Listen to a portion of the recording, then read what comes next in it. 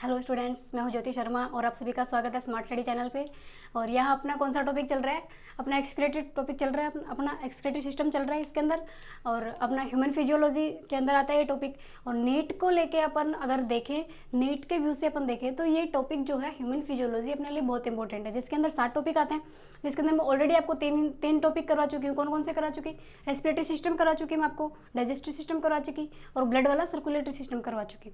आज अपना टॉपिक कौन सा चल रहा है? अब अपना चल रहा है एक्सक्रीटरी सिस्टम। ठीक है, इसकी अपनी कुछ क्लासेस अपनी कंप्लीट हो चुकी है और कुछ क्लासेस यहाँ पे अपनी बची हुई हैं। तो आज कल अपने में एक्सक्रीटरी सिस्टम का देखो, जैसे मेन फंक्शन अपने सबसे पहले देखा था कि कोई भी सिस्टम अपनी बॉडी के अंदर है वो करता क्या काम है, उसका काम क्या है, वो क्यों अपनी बॉडी के अंदर है, क्या करता है। तो देखो, शुरुआत करो रेस्पिरेटरी सिस्टम से। रेस्पिरेटरी सिस्टम क्यों होता है अपनी बॉडी के अंदर, क्या काम करता है? ऑक्सीजन की सप्लाई करता है, ऑक्सीजन देता है, मतलब उसका मेन फंक्शन है ऑक्सीजन देना। Why do we breathe? सांस को लेते हैं हम। जो ग्लूकोज मिलता है उस ग्लूकोज के ऑक्सीडेशन के लिए हमें क्या करना पड़ता है? ऑक्सीजन की जरूरत होती है। तो वो काम कौन करता है? अपना रेस्पिरेटरी सिस्टम करता है। इतनी बात क्लियर है। ग्लूकोज कहाँ से मिलेगा? ग्लूकोज की बात की मैंने रेस्पिरेटरी सिस्टम के अंदर। तो ग्लूकोज कहाँ से मिलेगा? फूड से मिलेगा। तो वो किसके अंदर आ गया? अपने डाइजेस्टिव सिस्टम के अंदर आ गया, कोई दिक्कत नहीं है। फिर देखो, ग्लूकोज, ऑक्सीजन, इन सबका जो ट्रांसपोर्टेशन है, इनकी सप्लाई कौन करेगा बॉडी के अंदर? जाएंगे कैसे? एक टिश्यू से दूसरे टिश्यू के पास कैसे पहुंचेंगे? ये अपने किसके अंदर आ गया? सर्कुलेटरी सिस्टम के अंदर। मैंने आपको अच्छे से करा दिए, तीनों टॉपिक आपको क्लियर हैं। इनसे अगर नीट के अंदर क्वेश्चन आता है तो आपका कोई क्वेश्चन गलत नहीं जाएगा। अब अपना चल रहा है एक्सक्रीटरी सिस्टम। जो ग्लूकोज का ऑक्सीडेशन हुआ, ग्लूकोज का ऑक्सीजन मिला तो कार्बन डाइऑक्साइड बना। फिर जो अपने फूड, ग्लूकोज जो है, ग्लूकोज का कुछ अनडाइजेस्टेड फूड जो बच जाता है बॉडी के अंदर, कुछ नाइट्रोजनस बेस बनते हैं, क्रेटिनिन बनता है, उन सभी का निष्कासन, उन सभी को रिमूवल ऑफ द बॉडी किसके अंदर आएगा? एक्सक्रीटरी सिस्टम के अंदर आएगा। तो एक्सक्रीटरी सिस्टम की स्ट्रक्चरल एंड फंक्शनल यूनिट मैंने आपको बताई थी, कौन? नेफ्रॉन। ये आपको दिख रही है, कुछ मिटी हुई सी स्ट्रक्चर है, ये नेफ्रॉन की बनाई थी कल मैंने। तो नेफ्रॉन के अंदर अपन ने क्या देखा था कि इसमें क्या होता है? वोमन कैप्सूल है और एक एफरेंट आर्टरी आती है, इफरेंट आर्टरी आती है, सॉरी। और वो क्या लेके आती है? ब्लड लेके आती है, ऑक्सीजनेटेड ब्लड लेके आती है। आर्टरी है तो ऑक्सीजनेटेड ब्लड लाएगी ऑफ कोर्स। तो ऑक्सीजनेटेड ब्लड लाती है वो, और फिर जब बाहर निकलती है वोमन कैप्सूल से, वो भी कौन निकलती है? आर्टरी निकलती है। कौन सी? Efferent artery. आर्टरी क्यों निकलती है? क्योंकि वेन तो कब बनती है? वेन के अंदर वॉल प्रेजेंट होते हैं, वॉन एब्सेंट होते हैं, सॉरी, और आर्टरी के अंदर वॉल प्रेजेंट होते हैं। तो जो बाहर निकलती है वो भी कौन निकलती है? आर्टरी निकलती है, वॉल नहीं होते उसके अंदर। और उसका डायमीटर देखो, कल अपनी कुछ ऐसे बात हुई थी, दिख रहा है क्या आप लोगों को? बिल्कुल दिख रहा है। डायग्राम में मैं थोड़ी वीक हूँ बेटा, क्या करूं? क्या बना रही हूं मैं? वोमन कैप्सूल बना रही। कुछ ऐसा होता है। फिर यहां से कौन शुरू होती है? अपनी पीसीटी शुरू होती है। पूरा बनाने की जरूरत नहीं है, मैं आपको सिर्फ ये बता रही हूं। यहां से ये देखो, आर्टरी आई। यहां आर्टरी आने के बाद ये आर्टरी जो है क्या हो जाती है? इसका डिवाइडेशन हो जाता है, बहुत सारी आर्टरीज में टूट जाती है ऐसे, और लास्ट में फिर एक आर्टरी यहां खुलती है ऐसे। अब एक बात आपकी नोट करने की यहां पे ये है, ये कौन सी आर्टरी है अपनी? कल बताया था मैंने इसके अंदर आपको, ठीक है। इस आर्टरी के अंदर ऑक्सीजनेटेड ब्लड आएगा। कौन सी आर्टरी हो गई है? Efferent artery. एफरेंट आर्टरी है ये, घबराने की कोई बात नहीं है। एफरेंट आर्टरी है, ऑक्सीजनेटेड ब्लड लेके आ रही है। यहां पे ये अपना क्या है? ये जो बनता है इसको ग्लोमेरुलस बोला था, है ना? ग्लोमेरुलस बोला था ना। अब ये कौन निकल गई? Efferent artery. नहीं दिख रहा क्या? नीचे लिखूं? यार दिख रहा है, दिख रहा है, देखो ये अपनी कौन निकल गई यहां पे? Efferent artery.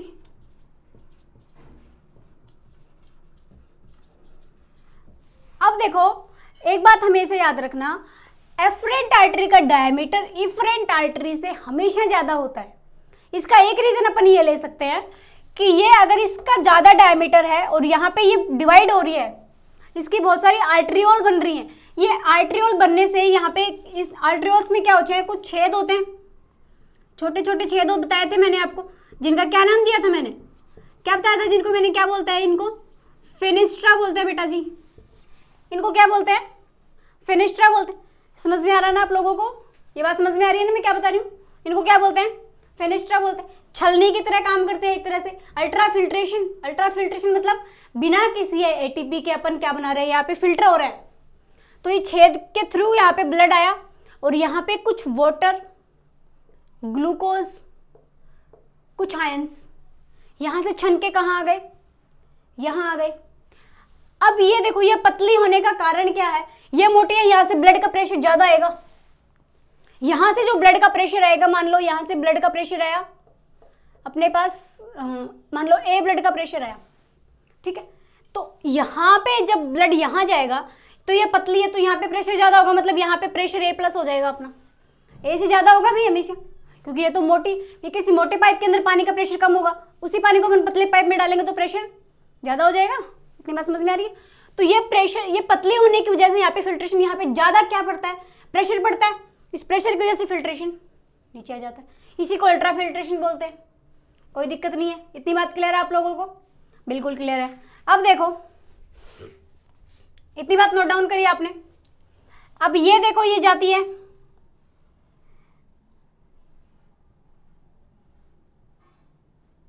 और फिर ये डिवाइड हो जाती है, बहुत सारी ट्यूब्यूल्स में डिवाइड हो जाती है, ऐसे होती है ना, बहुत सारी ट्यूब डिवाइड हो जाती है इसकी। और फिर ये जो ये अपना हेनले लूप बना है, हेनले लूप बनता है यहाँ पे, पीसीटी के बाद कौन बनता है, हेनले लूप। हेनले लूप नीचे से थोड़ा पतला होता है, फिर यहाँ जाके चौड़ा हो जाता है ऐसे, ये भी ऐसे आएगी।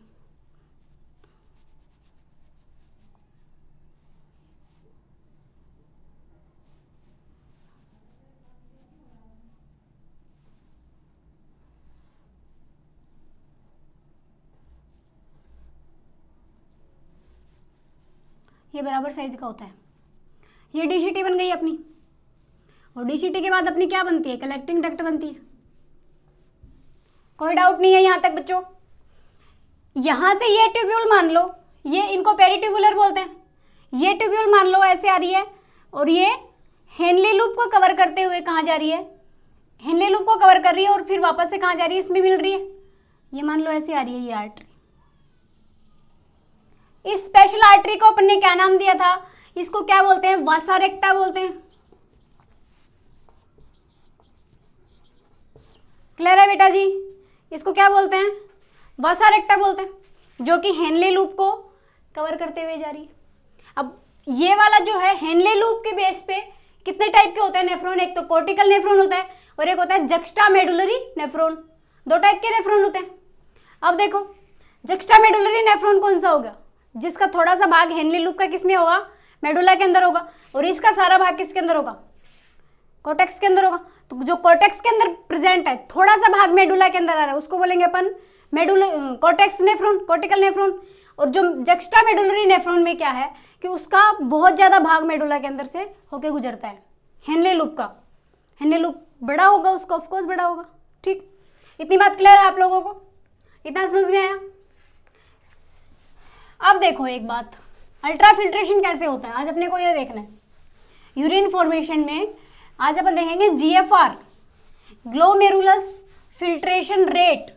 जो फिल्टर होता है वो किस रेट में फिल्टर होता है, कितना ब्लड आता है और फिल्ट्रेशन कितना बाहर जाता है, वोमन कैप्सूल के अंदर कितना फिल्ट्रेशन आता है। देखो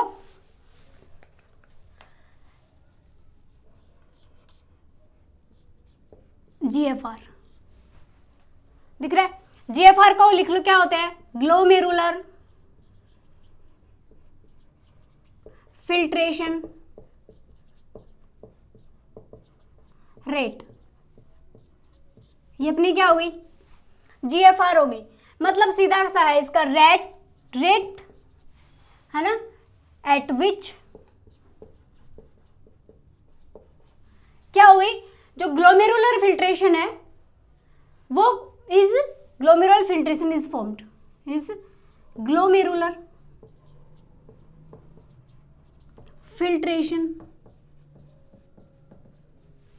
इज फॉर्म्ड,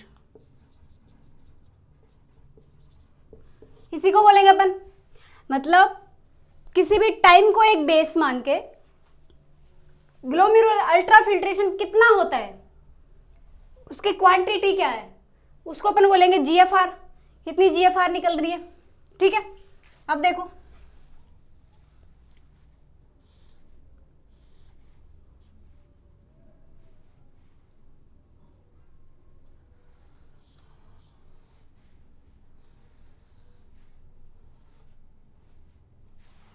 समझ जाओ क्या बना रही हूं।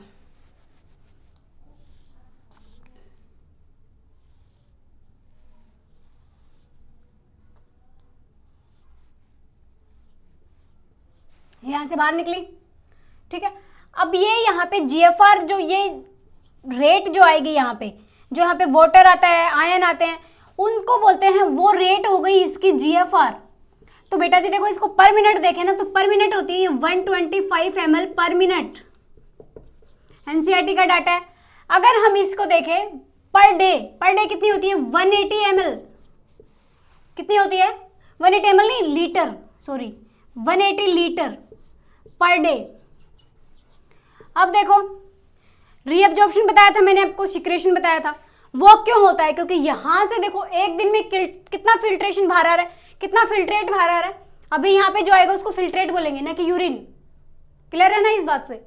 ये कितना आ रहा है 180 लीटर आ रहा है, तो अपन इतना तो एक दिन में यूरिन रिमूव नहीं करते अपनी बॉडी से, इतना शुशु तो नहीं जाते हम 180 लीटर, इतना पूरा ब्लड ही नहीं अपनी बॉडी के अंदर, है ना। तो हम क्या करते हैं इसको वापस से, इसका क्या होता है रीअब्जॉर्प्शन होता है। रीअब्जॉर्प्शन इसीलिए होता है, और हमारा एक दिन का यूरिन जो है वो कितना होता है 1 to 2 लीटर, ठीक है। इतनी बात क्लियर है, इतनी बात समझ में आई आपको। इसको बोलते हैं अपन अल्ट्रा फिल्ट्रेशन हो रहा है, और ये पर मिनट कितना है 125 मिलीलीटर, 125 ml पर मिनट, और 180 लीटर पर डे, एक दिन के अंदर कितना 180 लीटर, जिसका रीअब्जॉर्प्शन हो जाता है। समझ में आई बात, क्या बोला मैंने अभी आपको इतना बोला है। मैं आपको बता रही हूँ अभी, ये कौन सी मैडम, ये आर्टरी मोटी होती है, बिल्कुल मोटी होती है। ये वाली पतली होती है, हाँ पतली होती है। यहाँ अल्ट्रा फिल्ट्रेशन होता है, बिल्कुल होता है। जीएफआर रेट यहाँ पे पर मिनट 125 है, बिल्कुल है। और पर डे कितनी है 180 लीटर है, हाँ जी है। ये मोटी क्यों होती है और ये पतली क्यों होती है, क्योंकि यहाँ पे प्रेशर बढ़ जाए।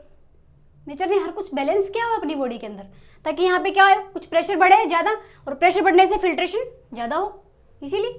फिर यहाँ पे 180 लीटर आ गया, तो फिर इसका क्या करेंगे रीअब्जॉर्प्शन कराएंगे।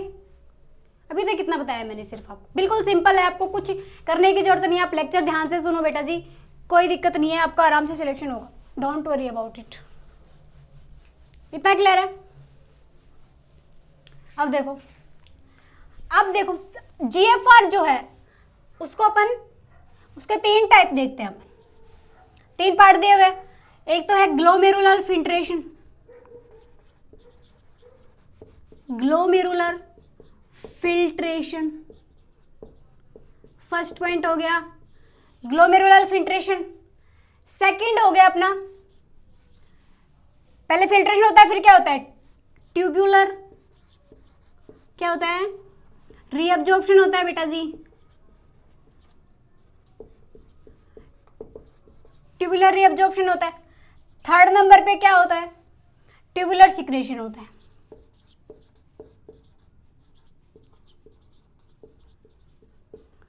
ये मैंने आपको बताए हैं 3, क्या बताए मैंने ये आपको, यूरिन फॉर्मेशन की 3 स्टेप बताई थी मैंने आपको, कल भी बताई थी ना।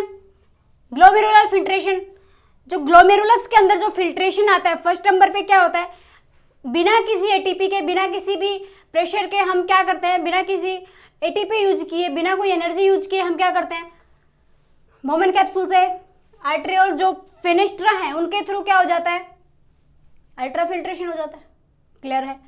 फिर होता है ट्यूबुलर रीअब्जॉर्प्शन, मतलब जो एक्स्ट्रा जो वहां पे चला गया, वाटर चला गया, कुछ ग्लूकोज चला गया, कुछ आयंस चले गए, उनको वापस से रीअब्जॉर्ब करता है। पीसीटी, डीसीटी, हेनले लूप, ये सभी क्या कराते हैं रीअब्जॉर्प्शन कराते हैं उन सभी चीजों का, ठीक है। तीसरी बात ट्यूबुलर सिक्रेशन, जो यहाँ पे ब्लड गया है ना आर्टरी के अंदर, इफरेंट आर्टरी के अंदर जो ब्लड गया है, वो यहाँ पे कुछ अपनी जो जरूरत की चीजें हैं वो छोड़ गया और कुछ बेकार चीजें अपने साथ ले गया, तो उन बेकार चीजों को सोचेगा अरे यार इनको तो मैं गलत ले आया, तो उनको वापस से क्या करेगा, पीसीटी में, डीसीटी में कहीं उनको वापस से सिक्रेट करेगा।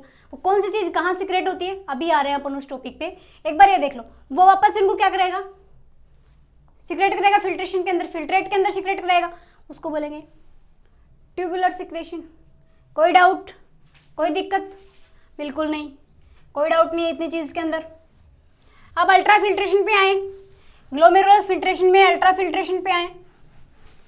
देखो अल्ट्रा फिल्ट्रेशन कैसे होती है, कुछ तो कैसे हो जाती है, ब्लड के प्रेशर से हो जाती है।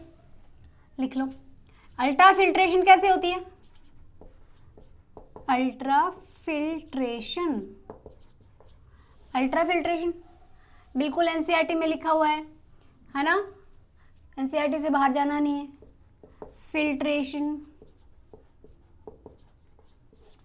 अल्ट्रा फिल्ट्रेशन में क्या लिखेंगे, फिल्ट्रेशन अंडर प्रेशर,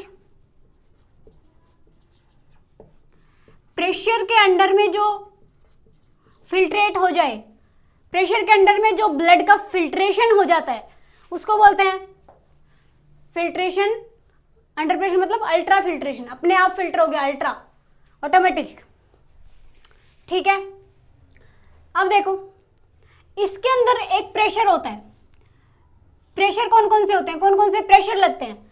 देखो पहला प्रेशर है जीबीएचपी, जीबीएचपी बिल्कुल डरना नहीं है, नाम से बिल्कुल नहीं डरना है, अभी बताती हूं क्या होता है, बिल्कुल क्लियर हो जाएगा 1 सेकंड के अंदर।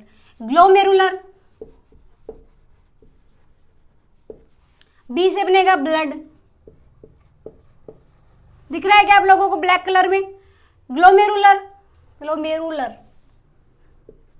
Glomerular blood, hydrostatic pressure, hydrostatic pressure, इसका मतलब समझ लो क्या होता है।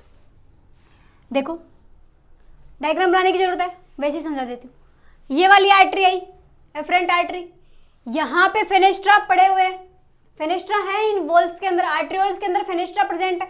फेनेस्ट्रा से ब्लड जो है उसका क्या होगा, फिल्ट्रेशन होगा, उसे छन के ब्लड कहाँ चला जाएगा, नीचे चला जाएगा, वो नीचे ब्लड जाएगा और उसकी जो इफरेंट आर्टरी है वो पतली होने की वजह से प्रेशर ज्यादा लगेगा। यही है जीबीएचपी, मतलब ग्लोमेरुलर ब्लड हाइड्रोस्टैटिक प्रेशर, एक तरह का ऐसा प्रेशर जो अपने आप ऑटोमेटिक, जो ब्लड आ रहा है ना, टोटल ब्लड के ऊपर जो प्रेशर लग रहा है उसको बोल रहे हैं। ठीक है, जैसे ये अपनी बना लूं, दिक्कत हो रही है तो यहां से आर्टरी आई, ठीक है, अब ये यहां पे क्या हो गई, इसके अंदर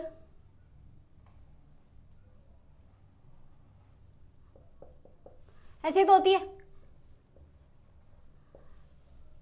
इसके अंदर ब्लड प्रेशर जो है और इसके अंदर जो ब्लड प्रेशर डिफरेंट है कि नहीं है, ये पतली है, अभी ब्लड प्रेशर ज्यादा है, तो यहाँ पे ब्लड यहाँ जाने से पहले यहाँ पे प्रेशर ज्यादा लगेगा ना, ब्लड पे प्रेशर ज्यादा लगेगा ना, उस प्रेशर की वजह से ब्लड यहाँ जो फिल्ट्रेट है यहाँ आ जाएगा। ठीक है, ये बिल्कुल व्हाइट कलरलेस होता है। ठीक है, यहाँ पे जो ब्लड आया है ना, ब्लड का रंग, जो ब्लड रेड कलर का होता है, उसका रीजन क्या है, अपना रेड ब्लड सेल्स है, आरबीसी है, तो कोई भी आरबीसी छन के यहाँ नहीं आती है। रीजन क्या है, क्योंकि वो आरबीसी के आकार जो है, उसकी साइज जो है वो बड़ी होती है, वो फेनेस्ट्रा जो होते हैं वो छोटे होते हैं। इतनी कोई भी प्रोटीन ऊपर से छन के नीचे नहीं आएगा, प्रोटीन साइज में बड़े होते हैं और फेनेस्ट्रा क्या है, छोटे, तो कोई भी फेनेस्ट्रा छन के नीचे नहीं आएगा बेटा जी। इतनी बात क्लियर है, जीबीएचपी समझ में आया। सेकंड प्रेशर है सीएचपी, सेकंड प्रेशर कौन सा है, सीएचपी, सीएचपी है capsular hydrostatic pressure, capsular hydrostatic pressure, hydrostatic pressure. अब देखो बेटा, यहां से एक प्रेशर यहां लग रहा है, ऐसे ये प्रेशर ऐसे लग रहा है। अब देखो यहां पहले से कुछ फ्लूइड प्रेजेंट है ना, कुछ हाइड्रोस्टैटिक प्रेशर यहां पे भी तो है, ये प्रेशर नहीं चाहेगा, यहाँ पे जो फ्लूइड है ये नहीं चाहेगा कि यहां से प्रेशर नीचे आए, इसलिए ये वापस से प्रेशर ऐसे लगाएगा ऊपर। क्लियर, मैंने क्या बोला, ऊपर से जो प्रेशर आ रहा है उसको रोकने के लिए नीचे से प्रेशर लगेगा, जिस प्रेशर को क्या बोलेंगे अपन, CHP, कैप्सुलर हाइड्रोस्टैटिक प्रेशर। जो बोमन कैप्सूल से जो प्रेशर लग रहा है उसको बोलेंगे CHP। क्लियर हुआ कि नहीं हुआ?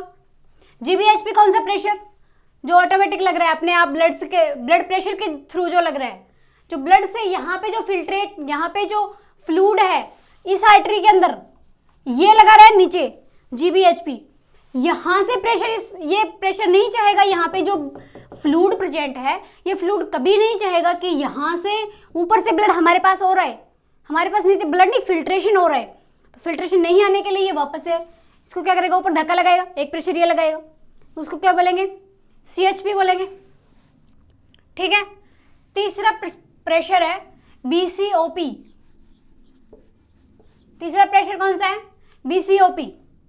ये है ब्लड कोलोइडल। ये प्रेशर कौन सा हो गया, लिख दूं, ब्लड कोलोइडल। ये प्रेशर वो प्रेशर है, ऑस्मोटिक प्रेशर। ये कौन सा प्रेशर है, ये वो प्रेशर है, ऑस्मोटिक प्रेशर।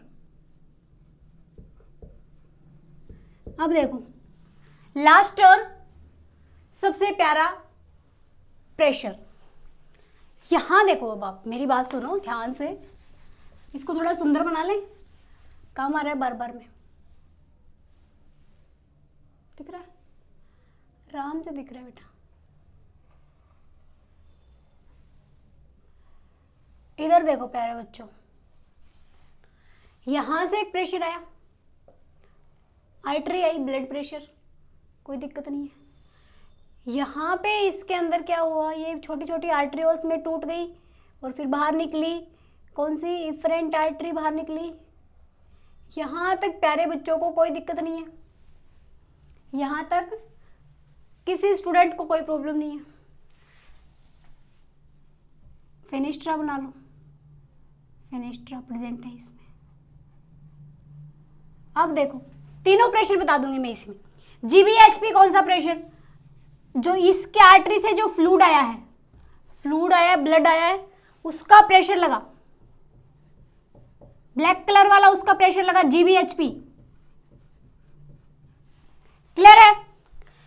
अब यहां पे जो फ्लूइड है ना बेटा जी, वो क्या चाहेगा कि ऊपर से कोई भी प्रेशर मेरे पास नहीं आए, ऊपर से कोई भी फ्लूइड नहीं आए यहाँ पे, तो ये वापस से प्रेशर लगाएगा इस पे। ये कौन सा प्रेशर हो गया अपना, सेकंड नंबर वाला, CHP, capsular hydrostatic pressure, CHP हो गया। अब मेरी बात सुनो, अब यहाँ पे जो है ये ब्लड, जो है ये ब्लड है ना, यहां से कुछ प्रोटीन्स नीचे, कुछ ब्लड का ग्लूकोज नीचे आता है ना, कुछ आयंस नीचे आते हैं, आयंस नीचे आते हैं, ऐसे समझो आप, कुछ आयन नीचे आते हैं, आयन नीचे आते हैं, तो यहाँ पे कुछ प्रोटीन्स प्रेजेंट होते हैं जो क्या करते हैं, उन आयन से प्यार करते हैं।